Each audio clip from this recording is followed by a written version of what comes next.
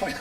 Okay. Hello, welcome everybody to Poetry Business at Goldsmiths. I'll just introduce each of the readers. This celebrates the intersection between Goldsmiths, which has been active in creative writing for just over 20 years, and the Poetry Business, which has been a key institution on the British literary landscape for nearly 40 years.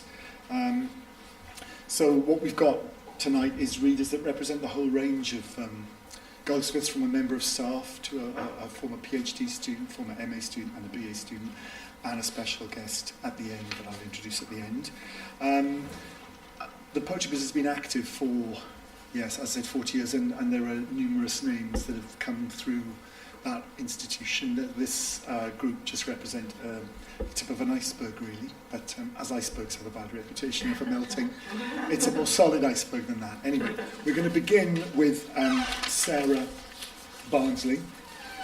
Sarah grew up in the Midlands, where her father was a firefighter, subject of a pamphlet at the fire station, Telltale Press 2015. Sarah's first full collection, The Thoughts, was published in January 2022 by Smith Doorstop. Sarah is a senior lecturer in English and American literature at Goldsmiths and contributing editor to the Understory Conversation, and she lives in Hove. Sarah.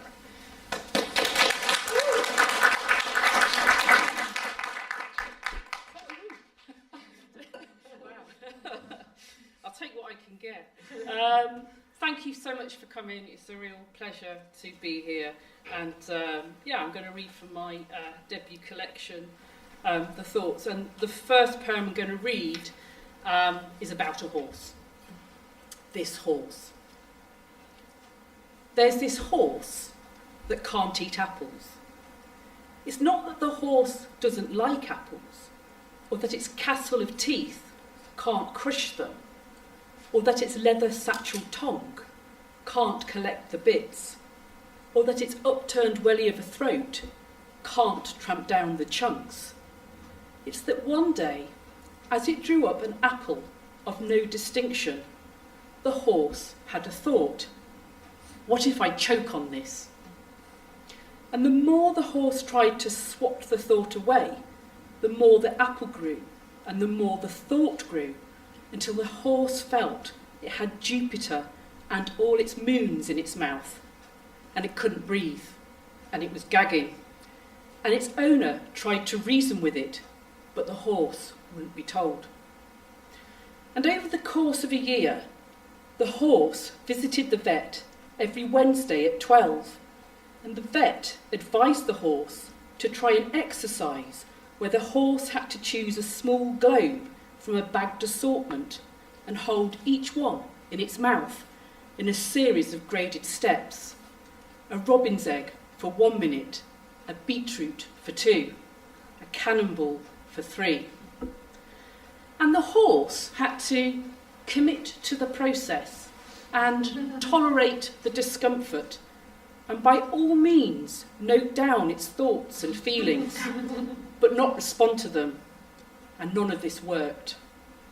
And the only thing for the horse to do was to eat oats and practice radical acceptance of apples as something eaten by other horses in another place and time, as if all the apples in the world were locked behind glass cabinets in a museum, with all the other things the horse's thoughts had forced it to give up: cool pools, hugs of mud, low-hedged fields.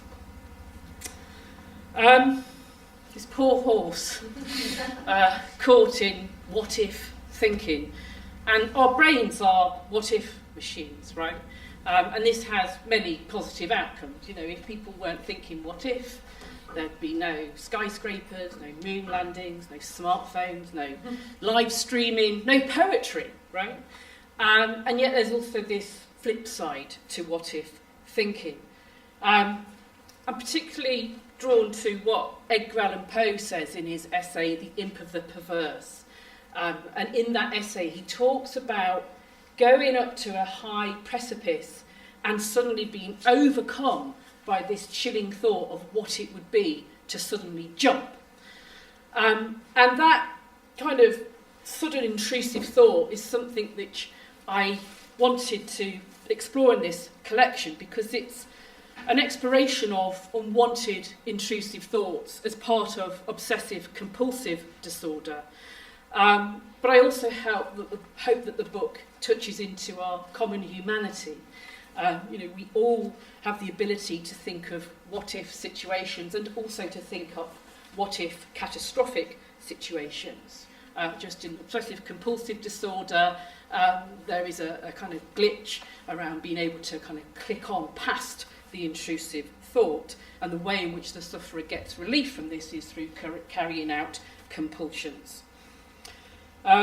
This next poem I'm going to read is called Tainted Ode. Oh dirt, what is this madness? How'd you get me going so? I know you've kissed the necks of bins, a curd's lips, the skins of bus seats. My darling, dirty dirt, I know you've kissed a pug's arse. I think about you all the time, my love.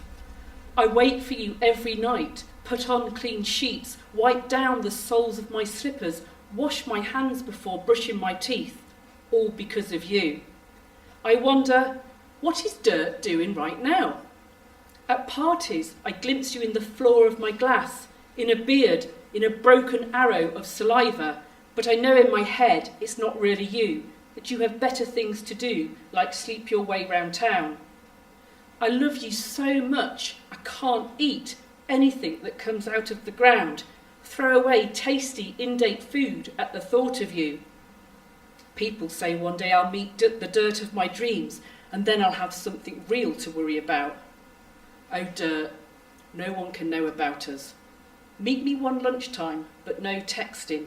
I want no trace of you. Dirt, what does it take to make you come? What does your face look like when you do?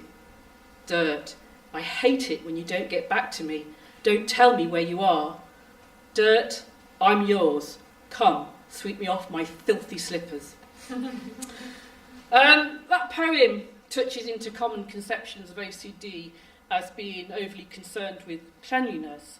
And whilst there is such a thing as contamination OCD, which brings about immense suffering, I did want to explore in this book the many themes of OCD that perhaps might not seem so obvious. And by way of kind of showcasing other themes, I'd like to, at this point, just introduce some very special guests. So this isn't the normal means of transport, but I have here a bag of little figures which were given to me as a Christmas present by a friend, and they all have a literary theme. Right, that's very telling, so we'll come back to that. So we've got here an Edgar Allan Poe, got a Mark Twain, stands up very well. We've got a James Joyce, and we've got a Shakespeare. And I'm going to leave this one on the floor and just explain in a second. So, yeah, so I've been a lecturer in English and American Lit. This is the sort of thing I get for Christmas. And this is the star of my next poem. This is Virginia Woolf. And these little figures have lived in my office in Goldsmiths for a very long time. So this is also a Goldsmiths poem. And explores other themes related to OCD, such as harm OCD, moral scrupulosity, and also magical thinking. And it is called, very appropriately, Virginia Woolf Has Fallen Over. I couldn't have planned it that way, could I? But there we go.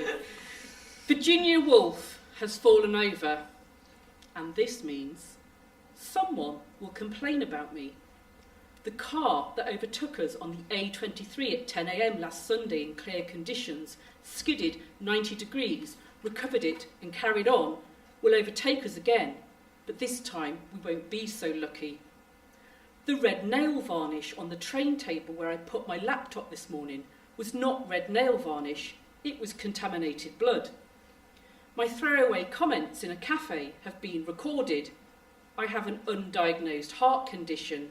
I have ingested dried superglue left on scissors used to cut open a finger of UHT milk, subsequently poured into an unwanted coffee, which, for the sake of good working relationships, I was compelled to accept. And while I've now stood Virginia Woolf back up on the shelf, I can't remember which book she was in front of. And this means someone will make a complaint about my throwaway comments in a cafe. My heart will give way from the sight of a car skidding. We will skid, some of us will die, and it will be because my lungs are superglued together. One of us will need a blood transfusion, but it will go wrong because they will use red nail varnish.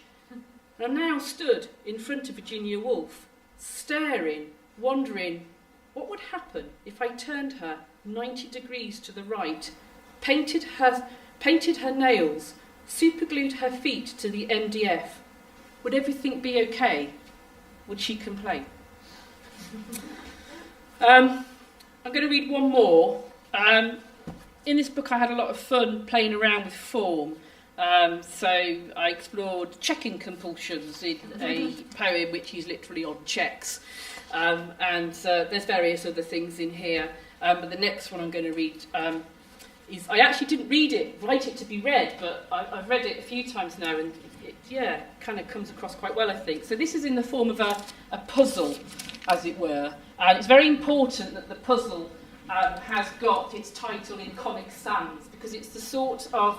there we go, walking off camera. It's the sort of puzzle that we would it takes after the sort of puzzle we'd give our son to do on a train, before we caved into gizmos and screens. It's the kind of one where you kind of get like a list of things on one side, and on the other side it's all kind of tangled up, and you've got to join up the right things. You can actually go off and do this puzzle. I spent absolute weeks, if not months, trying to get it exactly right. I nearly ditched the poem. If you want to do that later, you can get the book and have a crack at it. But what I'm going to do is I'm just going to start by reading the first part. And really this poem is a kind of expansion out, really, to kind of think about anxiety itself. And, we all suffer with anxiety from time to time. It's kind of hardwired into our species, I suppose, in terms of survival to kind of, be anxious, but at appropriate times, I guess. And this poem explores the flip side of that. And it's called Help Wally. Wally's feelings are in a mess. Psychologists say that he did not develop enough cortisol receptors in infancy, which affects his ability to cope with stress. Help Wally sort out his latest tangle. Draw lines to match the correct response to the correct external event. The first one has been done for you. Okay, so we've got on this side the external event, and this is the response. But it's all a tangle, and what I'm going to do is just read the tangle. So I'll read the event and then the response. The spotting of an error in the paperwork. Acute dizziness and impulse to vomit. Dolphin sighting. Mental image, the apocalypse, the world alight in flame. The witnessing of the spontaneous combustion of a great aunt. Uncontainable joy.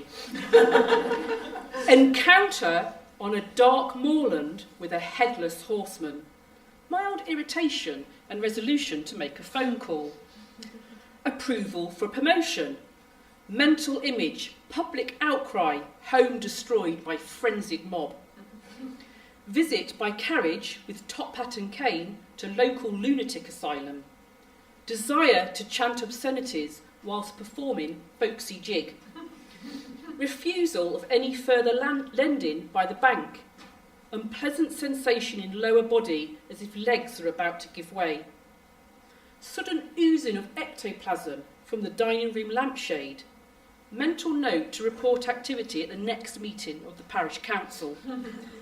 Letter from mystery benefactor conferring vast fortune. Immediate need to empty bowels. Sound of angels singing from a boarded up attic room. Urge to strangle every last one of the bastards. Thank you.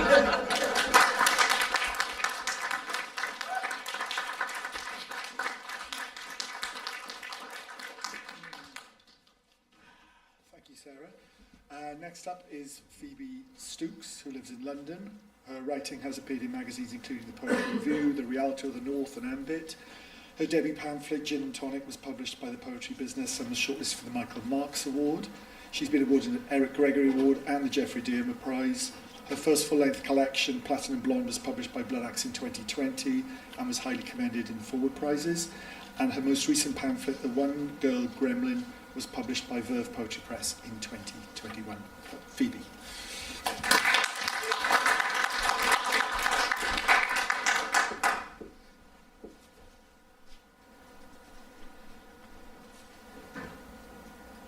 Big Lizard. I wrote a book of poems that no one read. I bled into a bag and sold it. I'm certain this data will be used to incriminate me in the future. When I saw your face in the ether, it hurt like a frost. We were not speaking. I had a dream. It was so cold, the sky and the sea were indistinguishable. I lay down in the grey. You covered me methodically with stones. It was loving and strange, like a Viking burial. Outside the window, a multi-story is in the process of burning down. Further outside the window is you. Oh, love of my life. Oh, long 21st century. I want to be carried over the river, to be a big lizard climbing the shelves of a convenience store. I want to lie down in the bath, but I don't have a bathtub. I'm exhausted from climbing out of the duck pond, and I don't want to talk about it. My chest hurts. I want to open the cage, throw out the birds. 45% of the time, I'm having the worst day of my life. The rest of the time, I'm at work. I saw a customer, and her shirt said nothing, like the word nothing stretched across her body. I had a therapist who said I should never follow my heart, that it is like those mythical lights that lead travellers off cliffs and into bogs. I am angry at my life. It refuses to change. Before a caterpillar becomes a butterfly, it eats itself and turns into soup. I think that I am in the soup stage. I'm trying to emerge from the goo, but I am the goo, and I cannot see for the goo. You think that's disgusting. Everyone I know is obsessed with this Soviet film director, and he said a woman on her own is something abnormal. I'm glad he's dead. I don't care what he did for the sci-fi genre. I am angry at this dead guy, and about 1,000 other things. Perhaps I can sleep it off, or narrow it down. Oh, my incredible sadness. What did you do today? I only went to your workplace once, and yet it is recreated flawlessly in my dreams. I sip an old-fashioned in candlelight while you wipe down the other end of the bar. I want to sniper the CEO for making you wear a bow tie. I want to gather my possessions into a pile and set them ablaze, paint the ashes on our faces as we walk into the woods. When I lie down on your chest, I feel like a lizard on the warmest rock. A weighted blanket, I bend towards you like a houseplant goes towards the light. Don't hang up the phone yet. Don't plunge me into the dark. That's the longest poem I've written for a while, and it's mainly about lizards, which I've been identifying with a lot recently. I was thinking when I came here that about how my youth is over, and how that feels so wonderful.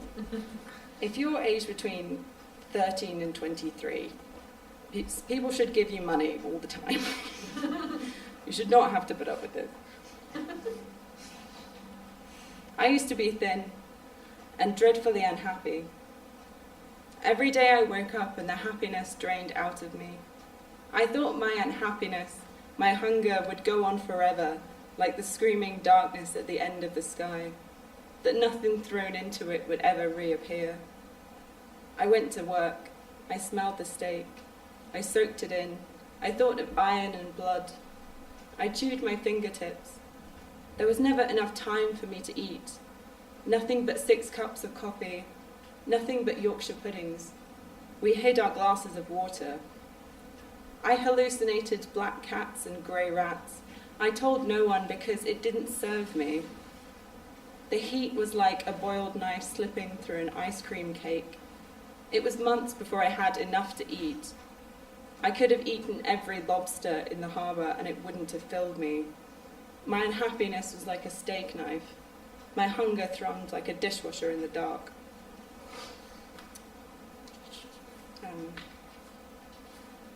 This is one of the pamphlets. The other one is Gin and Tonic that I did with Smith's Doorstop Books. While I was at Goldsmiths, I think. Yeah. And I brought these up to show them to you so you remember if you see them elsewhere. And hopefully you will buy them so you can fund my lifestyle. Cyberspace. I read somewhere that we do not enjoy the sound of women with high voices speaking. I read somewhere that we do not enjoy the sound of women with low voices speaking. I read somewhere I will never achieve universal acclaim. I read somewhere Diogenes lived in a wine vase and would emerge to criticize the people. I did a survey that said this would be the ideal career for me. I think everyone likes me better with long hair. I think I have exactly one healthy habit, and it's eating dinner at 6:30 p.m. I was right to spend all those years afraid to be in public. I read somewhere it would be better if I didn't do anything at all. I read somewhere the gap is widening. I read somewhere that rioting is effective. I read somewhere the super rich will flee to Mars and the rest of us will do what we need to do. I don't get ready, I stay ready. I read somewhere I'm not to be trusted. Some people were harmed in the making of these poems. I read that desire will continue and it will be embarrassing. I'm not going to get it right this time, no matter how much I want to. I realised that these poems, which came out in September of last year, quite often talk about the internet being menacing, when previously it felt like something was ours. And then now we all know that it doesn't belong to us. And it keeps coming true, and I wish that wasn't the case. But a lot of these occupy a sort of like digital space, because I wrote a lot of them during the pandemic, and I spent one of the lockdowns alone, and I went very crazy. I was like Tom Hanks in Castaway on like day 2. I'm just going to do a couple more, and then I will get out of your way. This is called The One Girl Gremlin. I posted the words, "I am a gremlin trapped inside the body of a hot girl, but also vice versa," on the internet. The guy I had been out with twice liked it. I wondered if he thought I was the hot girl or the gremlin. I changed my display picture to a picture of the one girl gremlin. She looked good, even better than I did. I don't expect to see the guy I went out with twice ever again, except as part of some sort of terrible accident. That whole month, the wind rattled the windows of the shop I was working in. When I walked in the morning, it ruined my ponytail. I spent every spare minute looking at pictures of women's bodies on the internet, trying to figure out what I looked like, trying to fit myself into the snowstorm of images. I posted the words, "Is this site a mirror or a well?" and deleted them. Okay. I'm going to do a poem about my very mixed feelings about poetry, because there's no reason to do it unless you love it, and yet we all kind of hate it at the same time. The poets are laughing, which is how I know that that's what's true. It's a bad business, poetry. Often I would rather be buying a croissant, doing something to improve my quality of life. Last year I did my own taxes, and it was almost as bad as poetry. Looks like I'll be doing my taxes for the rest of my life. And why? Because of poetry. It's sexy but inconsistent, and you're just like that, poetry. The last time you broke up with me, it was like getting whacked with a stick at a party thrown by my dearest friend. And do you know what came out of the piñata? Poetry. I guess it's my silly life, my insides that have to be knitted into poetry. I do the one thing I was sent here to do. I set fire to a number of disappointing fireworks sequentially. Poetry. Thank you so much.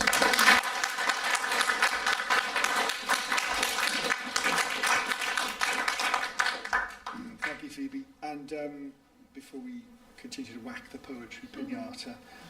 Thank you too for reminding me that at the end of the reading there are free drinks and reasonably priced books over there. Okay, next up, Maya C. Popa is the author of American Faith, winner of the 2020 North American Book Prize, and Wound is the Origin of Wonder, which was published by Norton in the US last month and will be published in the UK by Picador next summer.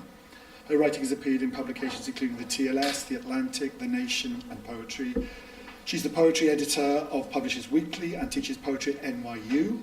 Her poetry business pamphlet Dear Life is shortlisted for the 2022 Michael Marks Award, and she recently completed a PhD at Goldsmiths under the guidance of Maura Dooley, who will now read on Maya's behalf. Thank you.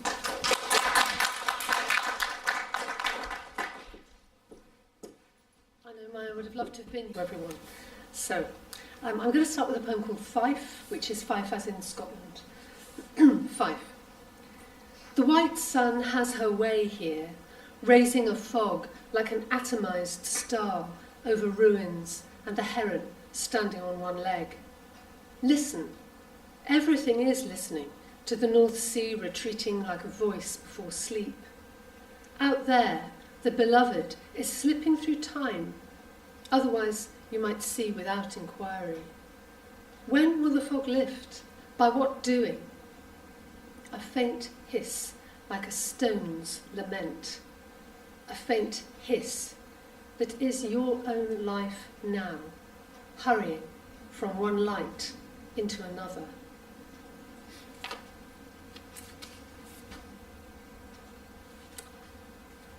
So the next poem is Reading. The medium says it is a past life connection.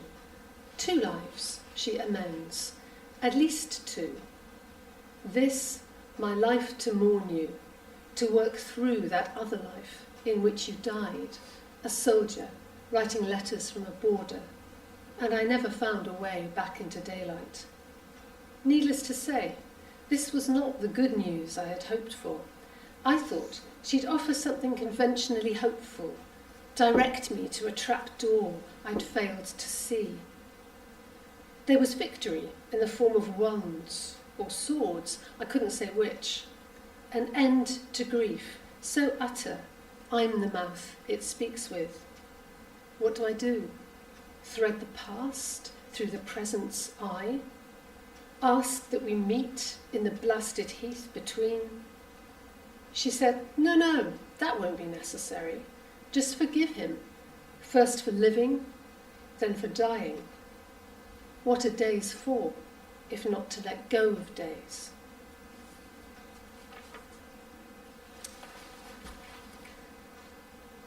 So the next poem.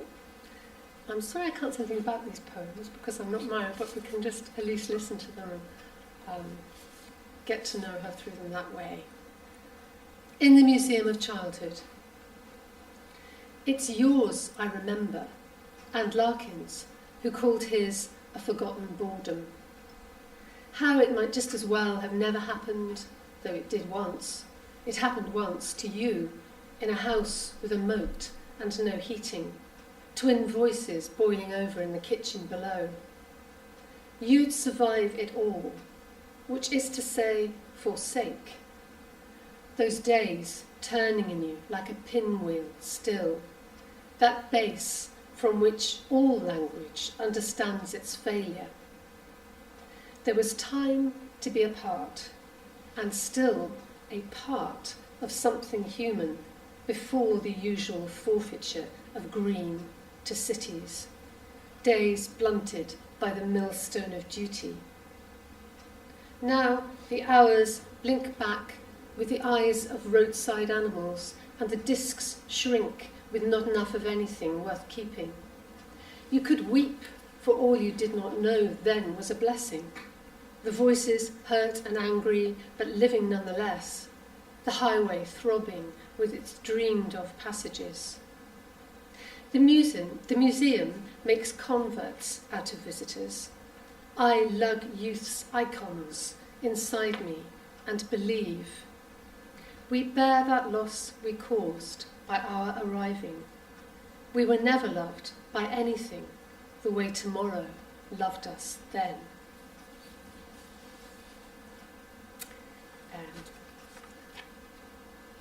This poem is The Owl. The owl took off from the field again, away from you, and back in my direction. We share an owl now. We did not mean for this to happen. It hovers between us, a symbol and a debt.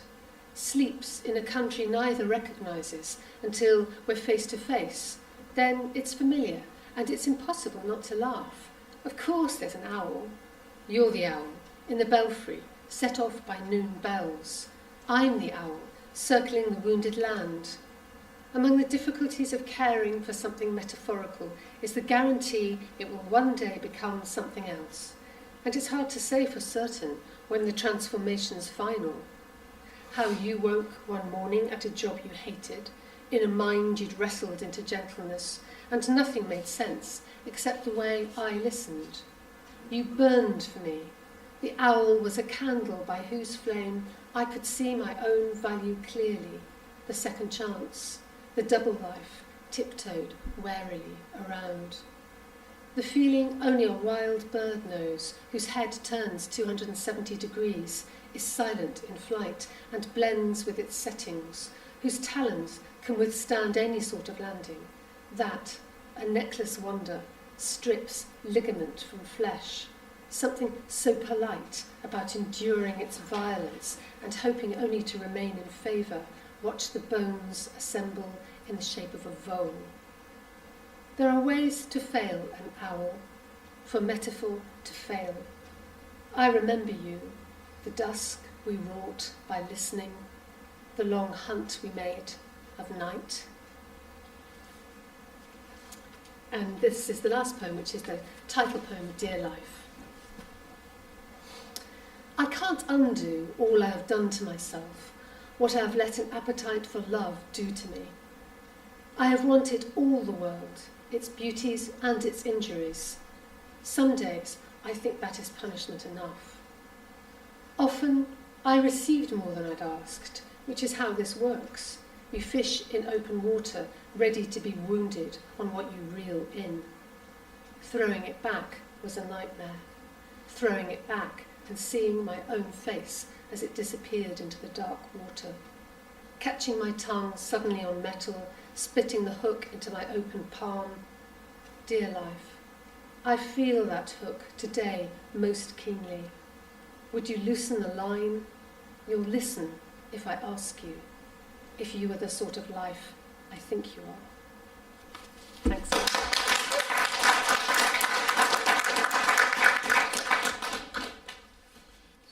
Thank you, Maura, and thank you, Maya, for writing the poems. Next, our next reader is Charlotte Shevchenko Knight, who's a British-Ukrainian poet with an MA in Creative and Life Writing from Goldsmiths. She was the winner of the 2021 Poetry Business New Poets Prize with her pamphlet Ways of Healing. Charlotte's work centres on womanhood and Ukrainian history and can be read in journals including The Poetry Review, Poetry Birmingham and Bath Mag. Charlotte.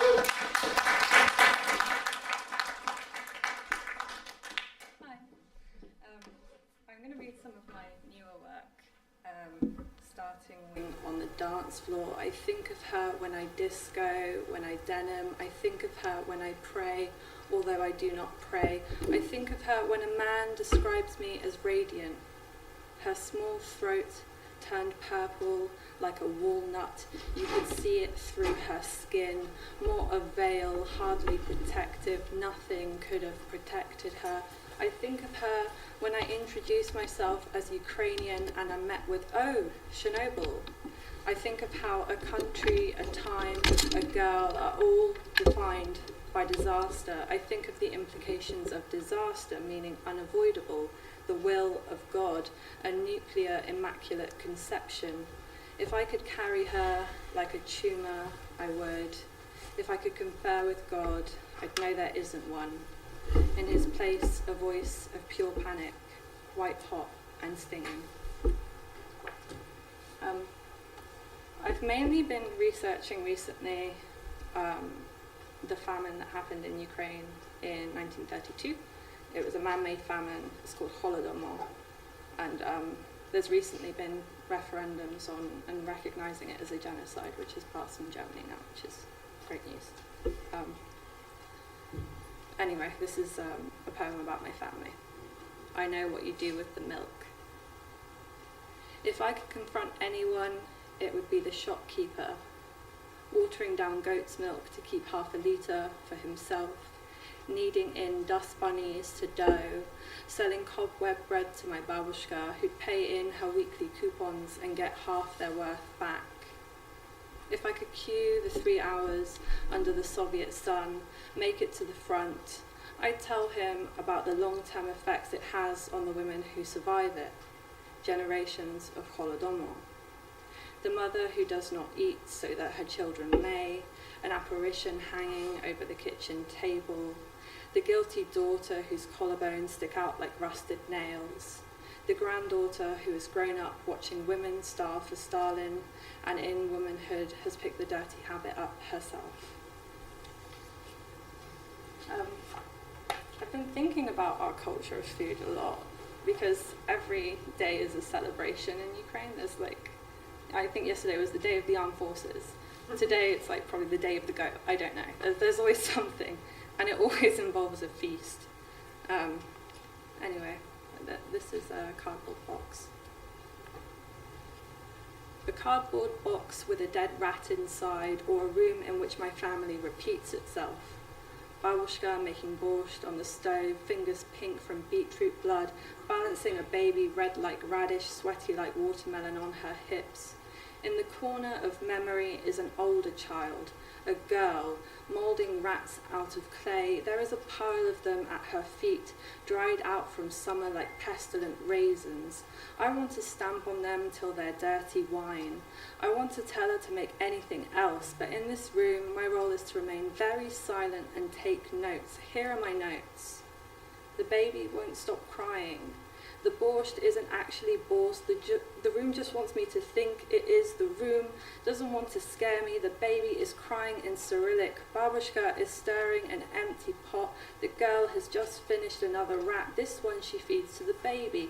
Babushka doesn't notice. I take notice. I note this blip in the room, in the loop. The girl is acting out, but now Babushka's fingers are clean as bone. She is practicing her smile in the window. The girl moulds a smiling rat. The baby is crying instrumental bandura. There are cracks in the clay, and I cannot intervene. Cannot wrap the girl in newspaper, place the baby in a cardboard box, close the curtains on Babushka, or ever leave the room. I'm just going to read one more, which is about my Babushka Viola. She passed away in December of 2020, and I couldn't go to her funeral because of sort of COVID restrictions. And she lived through the Holodomor, and I always think of her as like a dumpling. She was very much this round woman. And that was, food was her everything. She was a baker. This is called Theory of Transference. When the car flipped over, it was a minor miracle that she did not die. Instead, Babushka Viola crawled from the front, dragging behind her a fish from market, determined to salvage dinner. That the famine never left her, even when close to God, was the real disaster. That there are microplastics in my womb, the legacy of atomic bomb testing in my mother's teeth is another. While in Viola's bones, Holodomor lives on. The way her knee joints shuffled against snow, the click of her hip as she stood up. The way she ground her jaw as the kind officer inspected the smashed jeep was all motivated by the promise of another meal. Buried years later in a plot in Donetsk, the ground moans from the ache of her remains. It has never felt such hunger. Thanks.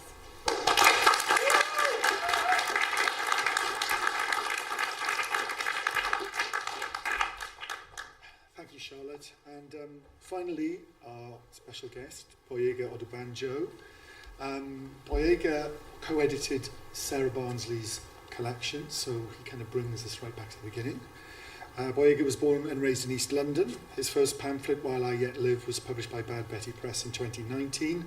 He's currently doing a PhD in creative writing at the University of Hertfordshire. He's an editor of Bath Mag. His pamphlet, Aunty Uncle Poems, was a winner of the 2020 Poetry Business New Poets Prize and has since won Gboyega a Michael Marks Award for Best Poetry Pamphlet and an Eric Gregory Award. Gboyega.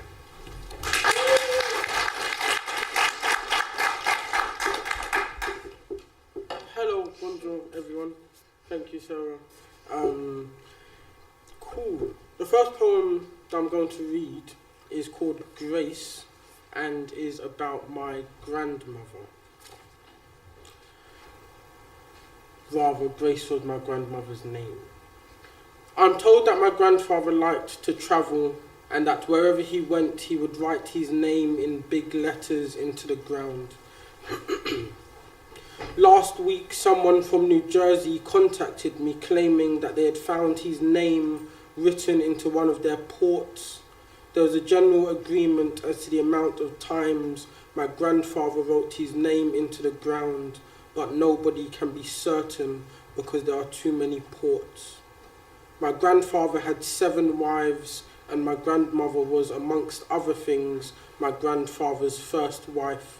When I ask, I am told that she, having failed to predict her own firstness, built herself into an anchorite made from her wedding gown and Yoruba words which all translate poorly. When I ask, I am told that many of the words that would describe my grandmother translate poorly, and so I am told that she was quiet and she died young quietly, and that it just happened like that, and that there is not really that much to be said about it.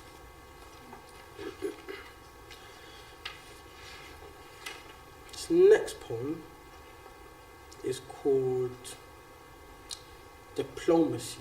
Most of the poems in this pamphlet are about Nigerians for whom London has become home, and the existence of an infinite amount of aunties and uncles who each have their particularities. Diplomacy. Dad wants the head of the fish, but Uncle is eyeing it up and in a better position to get it. Dad has just learned from Uncle's son that what Uncle really wants is a bigger portion of rice. Mind, we won't know if it really is Uncle's son for another 2 to 4 weeks, but Dad, who can only assume it's Uncle's son, gives Auntie a look. Auntie, who is actually cousin, just much older, knows this look to mean if she can distract Uncle with what he really wants, then Dad can get what he wants, and he can give Auntie what it is she really wants, which is for her daughter to stop giggling with Uncle. This being another uncle who actually isn't an uncle at all. Dad knows that this uncle would happily give up giggling with Auntie's daughter if someone could find him somewhere in the city that had good prices on necessities such as cowfoot and ground crayfish. This uncle's been here 3 weeks, and other than the food at this gathering, can't say he has tasted anything like what he is used to. Cheers.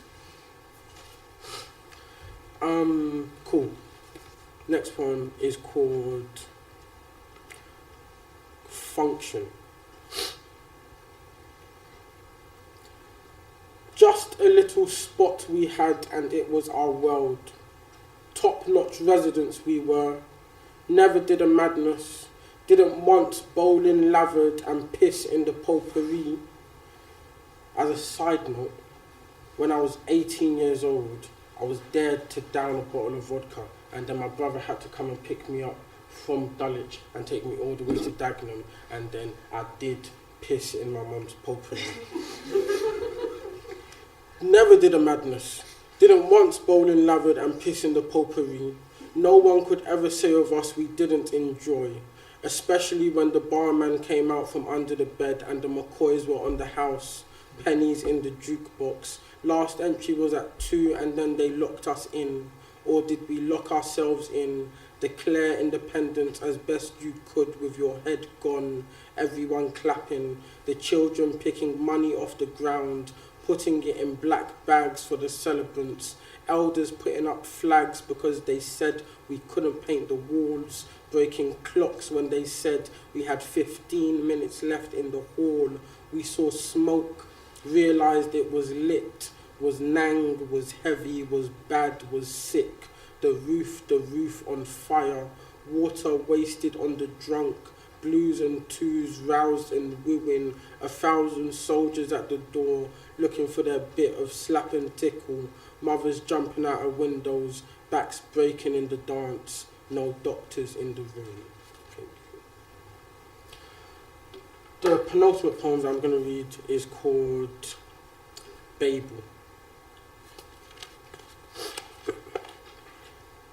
Everybody going gone, people packed went outskirts and elsewhere, sound bin bagged, aerial come down, music plucked from sky and scattered, tower come down, lives in matted woven nylon zipped, uncle cousin gone, bass in backpacks, trunk rattle hushed, couldn't no centre ever hold all that racket, no. Woman on the 67 bus with the story she's gone. Estate scrubbed clean of its grimy self. Loiter song gagged. Gap tooth whistle no more. Song not ever. Pastor on the corner mistakes empty for heaven. Communion run empty. No two or more gathered. No bodies here. Only ghosts and memory holding this nothing and nobody place up. And finally, against resting in peace. There you go telling me what to do still, like I ain't been here listening.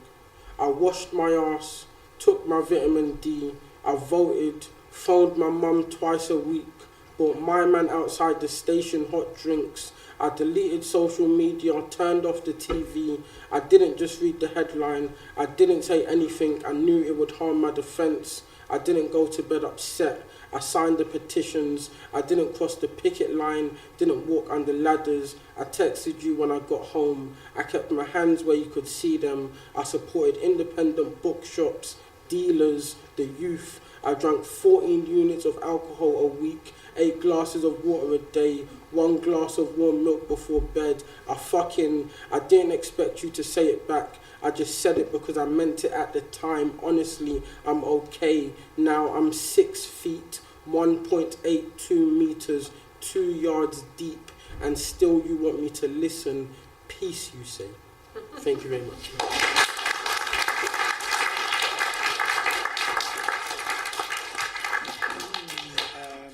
Thank you, Gboyega, for that new use for potpourri we can all sit with.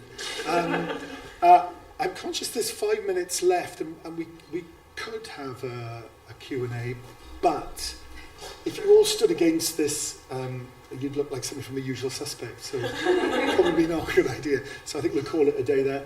Just one last round of applause for the 5 readers, please.